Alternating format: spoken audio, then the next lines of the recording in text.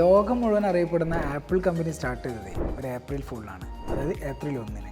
നമ്മളൊരു ബിസിനസ് എപ്പോൾ തുടങ്ങുന്നു, എവിടെ തുടങ്ങുന്നു എന്നതിലൊന്നല്ല കാര്യം, കൃത്യമായ ഒരു വിഷൻ ഉണ്ടാവുക എന്നുള്ളതാണ്. ആപ്പിളിൻ്റെ അമരക്കാരായ സ്റ്റീവ് ജോബ്സിൻ്റെയും സ്റ്റീവ് വോസ്നിയാക്കിൻ്റെയും സ്റ്റോറി അറിയില്ല നിങ്ങൾക്ക്? മെഷീൻസുമായി ബന്ധപ്പെട്ട തൻ്റെ അച്ഛൻ പോൾ ജോബ്സിൻ്റെ വർക്കിൽ അട്രാക്ഷനായി ആ ജോബ് പഠിച്ചെടുക്കുകയും 1959 ആയപ്പോഴേക്കും തന്നെ എഞ്ചിനീയറിംഗ് മേഖലയിലുള്ള ആളുകളുമായിട്ട് കണക്റ്റ് ആവുകയും ചെയ്തു. സ്റ്റീവ് വോസ്നിയാക്ക് എന്ന കൂട്ടുകാരനുമായി കൂടിച്ചേർന്ന് 1976 ഏപ്രിൽ 1-ന് പേഴ്സണൽ കമ്പ്യൂട്ടറിനായി ആപ്പിൾ എന്ന കമ്പനി രൂപകൽപ്പന ചെയ്തു.